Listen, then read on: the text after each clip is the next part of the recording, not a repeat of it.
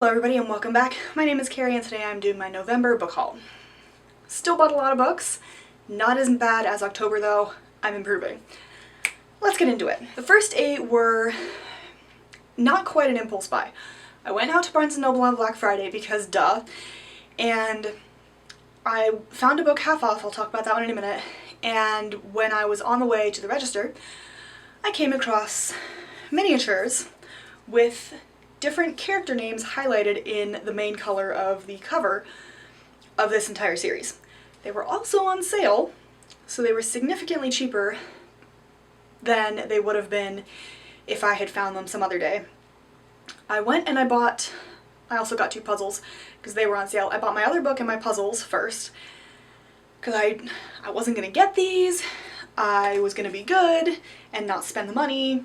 And then I walked out the door and turned right around because I knew I was going to regret it. So, I have the entire miniature series of The Throne of Glass, which includes Assassin's Blade, Throne of Glass, I should know these, I don't, Crown of Midnight, Heir of Fire, Queen of Shadows, Empire of Storms, Tower of Dawn, and Kingdom of Ash. Like I said, they're small. They are literally hand size.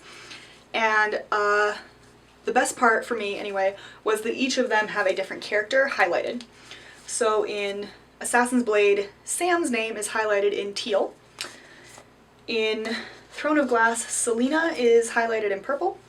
In, which one is this? That's a good question. Crown of Midnight, there we go. In Crown of Midnight, Dorian's name is in crimson. In Heir of Fire, it's Rowan's name in green. In Queen of Shadows, it's Manon in red. They have specific names. Manon is in crochet red ink, but it's just red. In Empire of Storms, it's Lysandra in ochre. In Tower of Dawn. Whoops! In Tower of Dawn, it's Kale with blue, which is appropriate because that's the book that kind of redeemed him for like everybody. And last but not least, in Kingdom of Ash, it is Aelin's name in gold.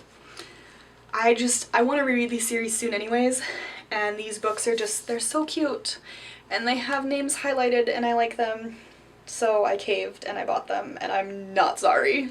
Then, a book I got half off is Sam Houston and the Alamo Avengers. Apparently this book's flap said that they won the Alamo. It was just a very steep price. Clearly I need to brush up on my American history because I thought they lost. Whoops. Anyway, this is by Brian Kilmeade and it is a nonfiction, like I said, I got for half off. Mostly A, half off, and B, one of those things where I want to read more about the Alamo and just American history in general because it's never been something that I was super excited about. I much prefer English history. But I should maybe know something about the country that I live in, and this is, you know, kind of legendary. Therefore, for half off, I decided to get this. But it is about the Alamo. It says the Texas victory that changed American history. I'm not sure a victory at such a steep loss in Texas really changed it, but maybe this book will change my mind.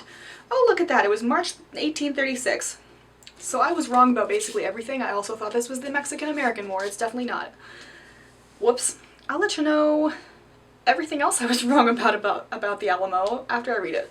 I also bought The Deep this month by River Solomon with David Diggs, William Hudson, and Jonathan Snipes. I talked about this one in my November wrap-up because I did read it. It is a mermaid story premised on the idea that mermaids are descended from the pregnant African women who were thrown overboard from slave ships. Dark premise, dark story, excellent story, go read it. Then I got The Ring of Solomon by Jonathan Stroud, which is the prequel to the Bartimaeus trilogy, which is one of my favorites. It is what introduced me to footnotes in fantasy novels, and I loved it.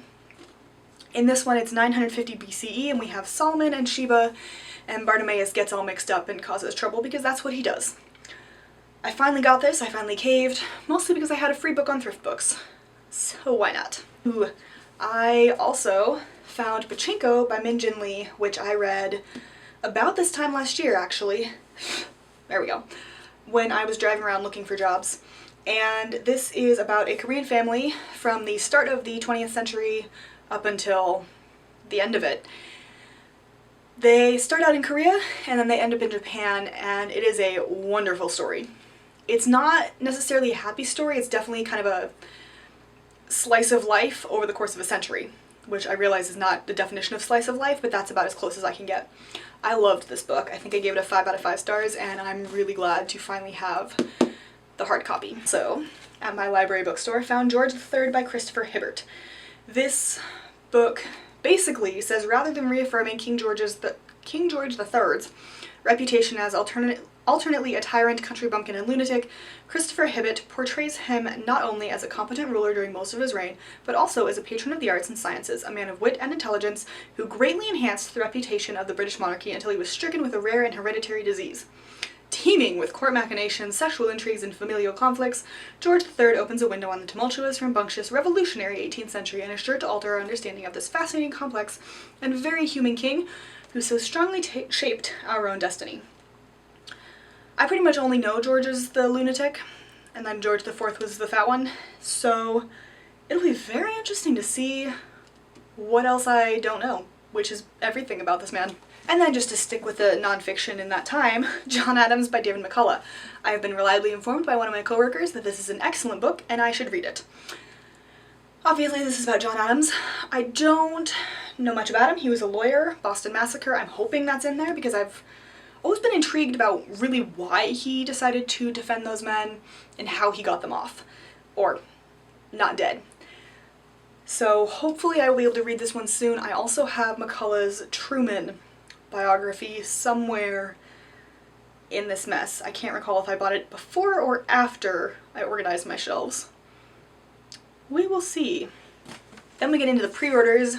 The first one, which is Blood Heir by Amelia Wenzhou.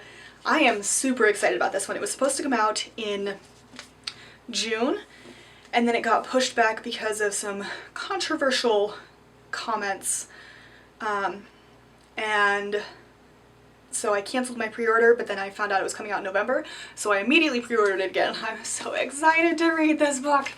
Oh my goodness. This is obviously a YA fantasy, and the back of it says, a princess with a deadly gift, a con man with no past and no future, an empire spiraling into chaos. It's time to choose a side. So, it sounds really good, and according to some of the articles I read, the author wrote it with a view of sort of a portrayal of human trafficking in Asia, which sounds heartbreaking, horrible, and fascinating all at the same time. So I'm really excited to get to this, and we'll see what happens with my December TBR. Next we have Queen of the Damned by Kaysen Callender. I hope I pronounced that right. And this one says, on the islands of Hans Lollik, Sigourney Rose was the only survivor when a family was massacred by the colonizers. As it happens, now the king of the islands has declared that he will choose his successor from eligible noble families, and Sigourney is ready to exact her revenge. That's fair. That's absolutely positively fair. This also sounds like a really good book, because who doesn't love a good revenge story? Let's go. Then I finished I believe it's a trilogy, with The 20th Wife by Indu Sundaresan. This is the first book in a series that follows this paragraph, before I just butcher everything, says, she came into the world in the year 1577 to the howling accompaniment of a ferocious winter storm. As the daughter of starving refugees fleeing violent persecution in Persia, her fateful birth in a roadside tent sparked a miraculous reversal of family fortune, culminating in her father's introduction to the court of Emperor Akbar. She is called Merunisa, the son of women. This is her story. Basically, I believe this ends up focusing on, maybe not focusing on, but it tells the story of Shah Jahan and his family, and he's the man who built the Taj Mahal. If I am mistaken, I'll let you know after I read them, but I have all three, so now I can binge them, and I love this period of history. Well, mixed feelings. I should make a video about that. I love Indian history because it is beautiful and rich and amazing. Also brutal, especially after the British come in, but again, whole other thing. So now I can just binge it. Then I went with The Marlow Papers by Ross Barber. This is a YA historical fiction. Basically, Marlowe is dead? Oh yes. In 1593, Christopher Marlowe, who some people think wrote Shakespeare's plays, whole other thing, again, This book says that he didn't actually die, it was just the official story that he died, and he's actually across the ocean, like continent ocean, which I guess is the channel. I'm doing well today. He is still writing, he's just pursuing other things as well while being dead. The pile is so gonna fall. Then I got Diana Gabaldon's Lord John and the Private Matter, because apparently Lord John Grey from Outlander has his own series, and this is, I believe, book 1. Well, it says the first Lord John Grey novel, so it must be book 1. This follows John Grey in, I don't know when. Oh, there it is, London 1757. I knew it was there somewhere. This follows him in 1757, so after he's met Jamie, if I'm not mistaken, or right before, I can't really recall the timeline. But I am curious because Lord John Grey is a fascinating character and I really enjoy reading about him. Another one I'm excited about is Girls of Stormin Shadow by Natasha Nunn. This is the second in the Girls of Paper and Fire. They have now tried to kill the king and all hell's broken loose. So I assume they're on the run and trying not to die. Excited to read this. Haven't gotten to it yet because, I don't know, life. But planning on getting to it in the next couple of months. One of my most anticipated reads for this year is The Guinevere Deception by Kirsten White, because it is a King Arthur retelling. I love King Arthur retellings so much. I don't really know why, but I do. And this one says, Princess Guinevere has come to wed a stranger, King Arthur. With magic clawing at the kingdom's borders, the great wizard Merlin conjures a solution. Send Guinevere to be Arthur's wife and his protector. This just sounds great. Also, pretty cover. And the last two books are Sisters of Shadow and Light by Sarah B. Larson, which is a YA fantasy about... Oh, this is the one. I kept thinking that part of this one was part of Rivers of Royal Blood, which I read in November. It's definitely not. So this one has two sisters, and when they are born, this massive hedge grows and imprisons them in the citadel. And one of the sisters has a magical power and she can make plants grow, but she's trapped in her own mind, and so she's busy trying to cope with that, while the other sister is alone with their emotionally broken human mother. They have no contact with anyone from the outside world, and then suddenly, as things do happen, somebody passes through. It sounds really good. I'm very intrigued. So I will hopefully get to that one soon. Also, if the light's gone dark, I apologize. I live not quite north, but I live in southern Minnesota.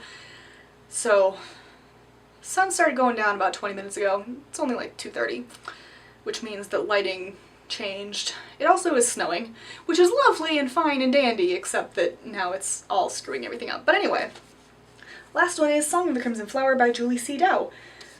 This one is... let's see. Oh yeah. After cruelly rejecting Bao, the poor physician's assistant who loves her, Lan, a wealthy nobleman's daughter, regrets her actions. So when she finds Bao's prized flute floating in his boat near his house, she takes it into her care, not knowing his soul has been trapped inside it by an evil witch. Also sounds interesting. There's another book I read that was, Ogre Enchanted. It sounds a little bit like that, only better. So hopefully this will be what I think it is. This is also the author of Forest of a Thousand Lanterns, which was a retelling of the origin story of the Snow White Queen. That sounds right. I never did read that one, but I'm curious to see where this one goes. Like I said, still a lot of books. I'm getting better, but I'm really excited about all of these books because I'm always excited about all of the books I buy. That's why I buy them. I'm excited about them. Hopefully I can read more in December. I'm not really holding my breath because things have just kind of and then it's holidays, and holidays just take over life. But I have books to read, so that's all I got. Hope you enjoyed, and see you in my next video. Bye!